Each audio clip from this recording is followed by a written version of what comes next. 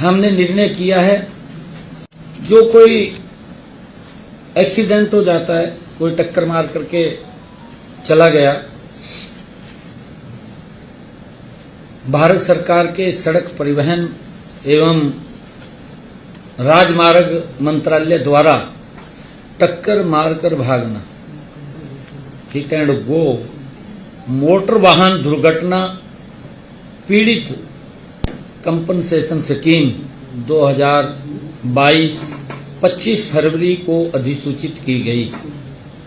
हमने हरियाणा में भी भारत सरकार की इस योजना के तर्ज पर एक सरलीकृत योजना को लागू करने का निर्णय किया है। हरियाणा सरकार प्रदेश में यातायात दुर्घटना के पीड़ितों को मुआवजा देगी और निःशुल्क उपचार की भी सुविधा प्रदान करेगी। हमने इसको 112 के साथ जोड़ करके कोई एक्सीडेंट हो जाता है, किसी भी हॉस्पिटल के अंदर वो उसको पहुंचाएंगे। कई बार जब पेशेंट वहां जाता था, ये सोचते रहते थे कि इसका पैसा कौन देगा, कौन नहीं देगा।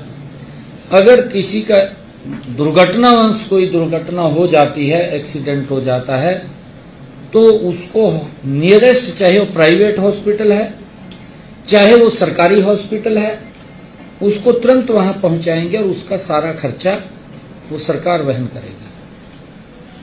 ये निर्णय हमने किया है और ये सारा का सारा खर्चा ये जो वहन होगा, ये हरियाणा रोड सेफ्टी फंड से किया जाएगा। हमने इस स्कीम के अंदर लिया है।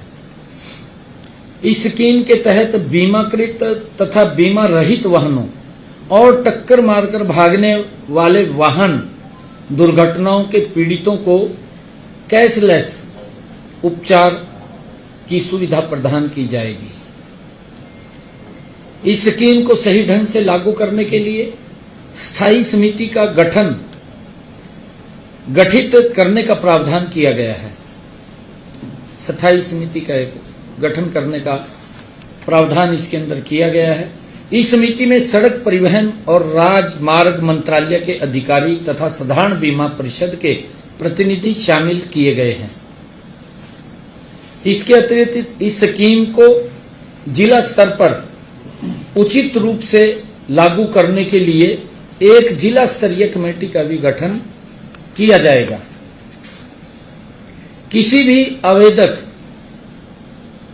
को कैशलेस उपचार के लिए दावा संबंधित दावा जांच अधिकारी को प्रस्तुत करना होगा तथा दावे की रिपोर्ट जांच अधिकारी द्वारा दावा निपटान आयुक्त डीसी को वो भेजी जाएगी और जांच आयुक्त द्वारा रिपोर्ट प्रस्तुत करने के 15 दिन के अंदर कंपनसेशन के भुगतान के आदेश जारी कर दिया जाएगा और इसके 15 दिन के अंदर ही मुआवजे का भी जो पैसा उसके इलाज के लिए खर्च हुआ वो भी तुरंत जारी हो जाएगा। जो भी हॉस्पिटल के अंदर जहां उसके इलाज के लिए दवाई या कुछ और उसका जो खर्चा आएगा वो भी दिया जाएगा।